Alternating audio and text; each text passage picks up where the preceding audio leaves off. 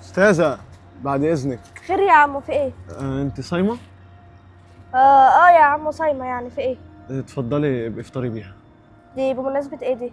مش انت صايمة يا حبيبتي؟ ايوه يا عم. طيب افطري بيها يا بابا. ماشي. ماشي يا استاذ. طب ده مسيحي، هاخدها ولا لأ؟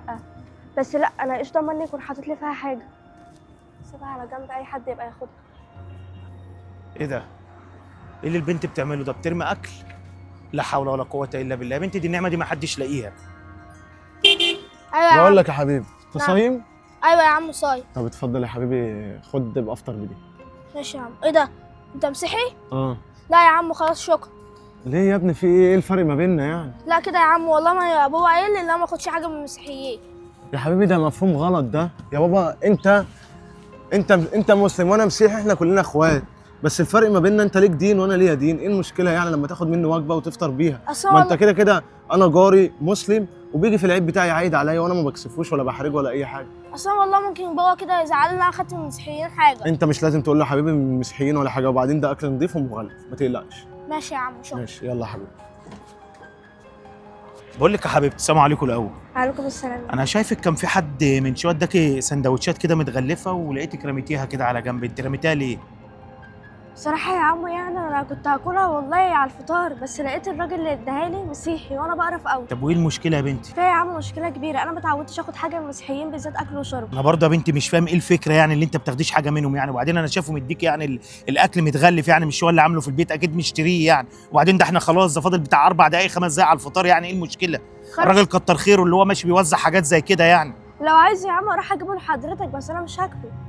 يا بنت انا عايز بس اوصل لك فكره، اللي هو مسيحي او مسلم احنا كلنا هيعتبر اخوات، فاهم؟ هم ليهم دينهم واحنا لينا ديننا، هم هيتحاسبوا على اللي بيعملوه واحنا هنتحاسب على اللي احنا بنعمله يا حبيبتي. بس مش معنى ذلك اصل هو لو حد شافك زي كده بترمي الاكل ده، الاكل ده غيرك مش لاقيه، صح ولا مش صح؟ انت كنت ممكن خدتيه بدل ما انت رميتيه كده على جنب، كنت شفت اي حد محتاجه واديته له، صح ولا مش صح؟ حاضر يا عم. بس يا بنت ادي الفكره كلها، توكلي على الله يا حبيبتي. انا مش عارف انا يعني ايه الهسس اللي في دماغه ده يعني. اخر وجبه قدامي هديها للراجل اللي جاي ده كده، الحمد لله النهارده. بقول لك لو سمحت، امرني. انت ايه ده؟ انت ماسك وجبه يعني؟ وانت في حد بيوزع وجبات غيري؟ لا لا والله ما فيش حاجه. انت يعني بتوزع وجبات؟ اه والله بوزعها، ناقص 3 4 دقايق على الفطار، فقلت اوزع الوجبات اللي معايا. ربنا يبارك فيك. لا هو بصراحه انت ما اديتنيش حاجه، ده انا لقيت بنت تقريبا ممكن يكون حضرتك انت اللي اديتها لها، فلقيتها بترميها على جنب فرحت بكلمها. حضرتك مسيحي صح كده؟ اه يا استاذ، فاهم مشكله. طب يا عم لا والله ده شرفنا يا عم، انت على راسي من فوق والله. بس يعني الاطفال الصغيرين دول، عايز اقول لحضرتك حاجه، لما تيجي توزع الحاجات دي وزعها مثلا على ناس كبيره عشان الناس تبقى فاهمه. الاطفال الصغيرين دول بيبقى عندهم هسس كده في دماغهم، اللي احنا قال يعني ايه ما نعرفش ناكل ونشرب، لان ما حدش فهمه ولا حد قال لهم. بيبقى العيب على اهاليهم في البيت، المفروض يفهموهم اللي احنا بناكل ونشرب عادي مع بعض عادي، ما فيش اي مشكله. وانت يا عم جزاك كل خير اللي انت في شهر كريم زي ده بتوزع وجبات زي دي. عارف جدا ان انت هتتحاسب على اللي انت بتعمله. ربنا يبارك فيك والله. انا واخدها، انا كنت لسه هفتحها بس مستني يعني الله يبارك لك، مستني بس الاذان يدن بس وهفطر بيها عادي. بص خد دي بقى اديها لاي حد. ربنا يبارك فيك. وانت برضه زي ما انا قلت لحضرتك عشان العيال الصغيره دي برضه لسه مش فاهمه. ماشي يا باشا. ربنا يبارك فيك وربنا يجازيك خير ان شاء الله. ان شاء الله.